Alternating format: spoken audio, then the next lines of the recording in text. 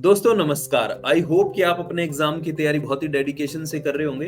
दोस्तों आज का जो वीडियो है ये बहुत ही खास है हर एक उस एस्पायरेंट के लिए जिसने या तो शॉर्ट हैंड को सीखना शुरू कर दिया है या शुरू करने वाला है या शुरू किए हुए उसको काफी समय हो चुका है। तो आज हम बात करेंगे शॉर्ट हैंड के बेसिक से लेके एडवांस तक हमें किन किन चीजों का ध्यान रखना चाहिए, चाहे हम ऑफलाइन किसी क्लास से तैयारी कर रहे हो, चाहे किसी हम ऑनलाइन क्लास से तैयारी कर रहे हो या फिर हम सेल्फ स्टडी से तैयारी करें। क्योंकि हमने देखा बहुत बारी हम शॉर्ट हैंड को जब सीखते हैं या तो हम कोई ऑनलाइन क्लास ज्वाइन करते हैं, कोई ऑफलाइन, या फिर free of cost self study से यूट्यूब से सीखते हैं, या किसी हमारे परिवार के व्यक्ति ने ऑलरेडी शॉर्ट हैंड की हुई है वो हमें सिखाने लगता है। तो हर एक उस एस्पायरेंट को बेसिक से लेके एडवांस तक किन किन चीजों का ध्यान रखना चाहिए जिससे कि वो जल्दी से जल्दी जिस दिशा में जाना चाहता है वहां तक वो पहुंच जाए और कम अटेम्प्ट में उसको जो चाहिए वो मिल जाए। तो जब हम बेसिक की शुरुआत करते हैं तो सबसे पहले ये ध्यान रखना है कि चाहे हम किसी परिवार के सदस्य से सीख रहे हो या किसी भी क्लास से, तो सबसे पहले अगर आपको टाइपिंग नहीं आती है तो आपको टाइपिंग को फर्स्ट डे से इंक्लूड करना है। मतलब जिस दिन से आपने बेसिक कोर्स की शुरुआत की है उसी दिन से अगर आपको टाइपिंग नहीं आती है तो बेसिक टाइपिंग को उसी दिन से शुरू कर दीजिए। और आपको ये मान लीजिए कि जिस दिन आप Pitman short hand basic course start करोगे उसके लगभग 1 महीने बाद जब आपको टाइपिंग आ चुकी होगी और आप बेसिक कोर्स में थोड़ा सा आगे बढ़ चुके होंगे, उसी दिन से आप ट्रांसक्रिप्शन करना शुरू कर दीजिए। अब टाइपिंग और ट्रांसक्रिप्शन में फर्क क्या है? टाइपिंग वो है जब हम किसी बुक में से देख के टाइप करते हैं या किसी सॉफ्टवेयर में हम एज इट इज उसको टाइप करते हैं। लेकिन ट्रांसक्रिप्शन क्या है कि मान लीजिए 1 महीने में जितना भी आप शॉर्ट हैंड में सीख चुके हैं उसके बाद की जो नेक्स्ट एक्सरसाइज होगी टाइपिंग सीखने के बाद, उसको आप शॉर्ट हैंड में से देख के जब इंग्लिश में या हिंदी की सीख रहे हैं तो हिंदी में जो आप टाइप करते हैं दैट इज कॉल्ड ट्रांसक्रिप्शन। तो वो ट्रांसक्रिप्शन हम शुरू से शुरू कर दें तो वो अच्छा रहता है और हमारा जो बेस है वो बहुत ज्यादा स्ट्रॉन्ग हो जाता है। हम बहुत बार गलती ये करते हैं कि हम जब पूरी बुक कंप्लीट कर लेते हैं तब हम टाइपिंग शुरू करते हैं, तब हम अगर हमें टाइपिंग भी आती है तब हम उसके बाद में ट्रांसक्रिप्शन शुरू करते हैं, तो उससे हमारा जो बेस है वो बहुत खराब हो जाता है और फिर हमें ट्रांसक्रिप्शन करने में 6 महीने साल और समय हमारा बर्बाद हो जाता है। और दूसरी चीज, जब हम मान लीजिए कि सेल्फ स्टडी से शॉर्ट हैंड सीख रहे हैं या फिर परिवार में किसी सदस्य से शॉर्ट हैंड सीख रहे हैं, तो हम क्या करते हैं कि जैसे हमने एक दिन एक चैप्टर लिया, उसकी एक एक्सरसाइज की प्रैक्टिस की और उसके बाद हमने नेक्स्ट एक्सरसाइज शुरू कर दी, फिर उससे हम डेली बेसिस पे उसको ट्रांसक्राइब नहीं करते। यानी कि हम कई बार उसको हम पढ़ के सुना देते हैं कि हमने ये शॉर्ट हैंड में लिख लिया है और हम उसको पढ़ के सुनाने लगते हैं। पढ़ के सुनाने से कभी भी हमारी स्पेलिंग अच्छी नहीं होती, ना ही हमारी टाइपिंग और ट्रांसक्रिप्शन अच्छी होती है। तो हमें क्या ध्यान रखना चाहिए कि हमें ट्रांसक्रिप्शन शुरू से शुरू कर देनी चाहिए, तब हमारा बेस बहुत ज्यादा स्ट्रोंग हो जाता है। तो ये बेसिक जो शॉर्ट हैंड सीखने के टाइम पे हमें ये चीज का ध्यान रखना चाहिए। दूसरी चीज क्या है कि अगर आप किसी ऑनलाइन शॉर्ट हैंड क्लास को ज्वाइन करते हैं तो आपको ये ध्यान रखना चाहिए कि आपकी जो सेल्फ प्रैक्टिस हो रही है या जिस भी माध्यम से आप सीख रहे हैं वो आपकी कॉपी डेली बेसिस पे चेक होनी चाहिए, या आप डेली बेसिस पे अगर उसका एक्सरसाइज का टेस्ट दे रहे हैं, उसकी ट्रांसक्रिप्शन कर रहे हैं, तो ये है कि आपकी तरफ से और जहां से आप सीख रहे हैं थोड़ी सी श्योरिटी होती रहे कि आप जो कर रहे हैं वो आपको डेली बेसिस पे समझ आता जा रहा है। क्योंकि बहुत सारे स्टूडेंट बुक को कंप्लीट करने के बाद फिर से दोबारा बुक को करने का प्रयास करते हैं, मतलब उनका बेस इतना ज्यादा स्ट्रॉन्ग नहीं होता, इसलिए उनको बाद में फिर दिक्कत आती है बेसिक करने के बाद में भी। अब आपका बेसिक पूरा हो गया, शॉर्ट हैंड की बुक आपने कंप्लीट कर ली, पिटमैन जो आप सीख रहे थे, उसके बाद एडवांस में जाने के लिए क्या करें? अब हमें मान लीजिए कि हमें 2 साल हो चुके शॉर्ट हैंड में, 1 साल हो चुका, 3 साल।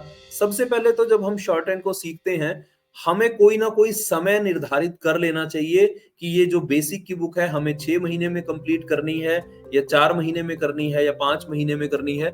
जो भी मिनिमम से मिनिमम ड्यूरेशन में हम उसको कंप्लीट कर सके वो टाइम हमें तय करके और फिर एडवांस पे बढ़ना चाहिए। नहीं तो स्टूडेंट इस बेसिक कोर्स को करने में 1-1 साल लगा रहे हैं, 1.5 2-2 साल, मतलब अपना समय बर्बाद कर रहे हैं। 6 महीने से ज्यादा का मैक्सिमम कह रहा हूं मैं, 6 महीने से ज्यादा का ये बेसिक कोर्स नहीं है। उसके बाद आप एडवांस पे आए। एडवांस पे आने के बाद हम क्या करते हैं कि जैसे हमने बेसिक खत्म किया फिर हम जो सीन पैसेज है उसकी प्रैक्टिस करना डेली बेसिस पे शुरू करते हैं। और हम ये मान ले कि 1 महीना, 2 महीना, 3 महीना, 4 महीना, कई कई महीने हम सीन पैसेज को ही हम पकड़ के बैठे रहते हैं, यानी कि हम जो डेली बेसिस पे प्रैक्टिस करते हैं उसी को ट्रांसक्राइब करते हैं। लेकिन अगर आपने 4-6 महीने में इस बेसिक कोर्स को कंप्लीट कर लिया है और एडवांस में जाना चाह रहे हैं, तो आपको क्या करना चाहिए? 2 महीने के बाद आपको अनसीन शुरू कर देनी चाहिए, चाहे आपसे लिखी जाए या नहीं लिखी जाए, लेकिन आपको वो अनसीन लिखनी शुरू कर देनी चाहिए और उसको या तो रीड आउट करना शुरू कर देना चाहिए या उसका ट्रांसक्रिप्शन भी शुरू कर देना चाहिए। तो ये क्या हुआ, ये बिगिनर से लर्नर की तरफ जब हम जाते हैं, उसके बाद फिर हम और एडवांस जाएंगे। हम अपनी स्पीड को कैसे बढ़ाएं, अपनी एक्यूरेसी को कैसे बढ़ाएं। जब तक हमारा बेस स्ट्रांग नहीं होगा तब तक हम अपनी एक्यूरेसी को बहुत ज्यादा स्ट्रांग नहीं कर सकते हैं। तो ये चीजें ध्यान रखनी है जो शुरू कर रहा है और जो लर्निंग स्टेज पे। अब बात करते हैं एडवांस वालों की, कि जैसे हम मान लीजिए कि आज बहुत सारे स्टूडेंट 2-2, 3-3 साल के बाद भी कोई 90% एक्यूरेसी पे है, कोई 80%, कोई मतलब ये मान लीजिए कि हमारी जो 400 वर्ड में गलतियां हैं, कोई 20, 30, 40, 50 तक मिस्टेक आ रही हैं स्टूडेंट्स की, जो कि एक बहुत बड़ा ये संकेत है कि या तो हमने शॉर्ट हैंड को सीरियसली नहीं लिया है या फिर कुछ ना कुछ हमें अपनी गलतियों को समझने में गलती लग रही है। हम अपनी गलतियों को आइडेंटिफाई करके उसको सुधार नहीं पा रहे हैं, क्योंकि स्पेसिफिक एक लय में चलना शॉर्ट हैंड नहीं है कि हम आज जो लिख रहे हैं कल भी उसी तरह से लिखेंगे, परसों भी उसी तरह से लिखेंगे, तरसों, मतलब हम एक काम को डेली बेसिस पे सिर्फ रिपीट मत करें, हम डेली बेसिस पे एनालिसिस करें कि हमारी मिस्टेक का जो पार्ट है वो क्या है। जैसा कि हम इसको समझते हैं कि शॉर्ट हैंड ओवरऑल एक पैकेज है और इस पैकेज में बहुत सारी चीजें इंक्लूड होती है, जैसे कि सबसे पहले मैं बात करता हूं सेल्फ कॉन्फिडेंस, हमारा कंसंट्रेशन, हमारी जो आउटलाइंस है उसको लिखना और लिखने से पहले सुनना, यानी कि हमारी जो लिसनिंग पावर है वो बहुत स्ट्रांग होनी चाहिए। उसके बाद जब हम लिखते हैं तो लिखते टाइम हमें बहुत सारी चीजों का ध्यान रखना होता है। और हम गलती क्या करते हैं कि हम दुनिया की हर एक आउटलाइन का मतलब कि जितने भी डिक्शनरी में वर्ड हैं, जितने भी, चाहे वो लीगल हो चाहे वो जनरल हो, मतलब जो भी डिक्शनरी में है, हम क्या करेंगे, हम हर एक वर्ड को अलग करने की कोशिश करेंगे, जो कि पॉसिबल ही नहीं है। आप पूरी जिंदगी लगा के भी हर एक वर्ड को अपनी शॉर्ट हैंड में अलग नहीं कर सकते। अलग मतलब हम चाहते हैं कि हर एक आउटलाइन मेरी अलग होनी चाहिए, यानी कि हर एक आउटलाइन पे या तो मैं वावल लगा के उसको अलग करूं या कुछ भी करके, मतलब मेरे को अलग आउटलाइन चाहिए, मेरे को 2 सिमिलर आउटलाइन अपनी शॉर्ट हैंड में नहीं चाहिए। इसका मतलब क्या है कि हम अपनी जो अंडरस्टैंडिंग है, जिससे हम समझ सकते हैं कि अगर हमने 2 आउटलाइन भी लिखी है तो अगर हम इंग्लिश की शॉर्ट हैंड कर रहे हैं, इसका मतलब क्या है कि हमारी इंग्लिश पे पकड़ नहीं है। जिन स्टूडेंट्स की इंग्लिश पे अंडरस्टैंडिंग अच्छी होगी उनको शॉर्ट हैंड में बहुत ज्यादा दिक्कत नहीं आएगी, चाहे उन्होंने 2 आउटलाइन एक जैसी लिखी हो या फिर 4 आउटलाइन एक जैसी बनाई हो, उनको ये दिक्कत कभी भी नहीं आती है। इसका मतलब क्या है कि हमें सबसे पहले जिस भी लैंग्वेज की हम शॉर्ट हैंड सीख रहे हैं, मान लीजिए हम इंग्लिश सीख रहे हैं, तो इंग्लिश पे अपनी पकड़ बनाइए।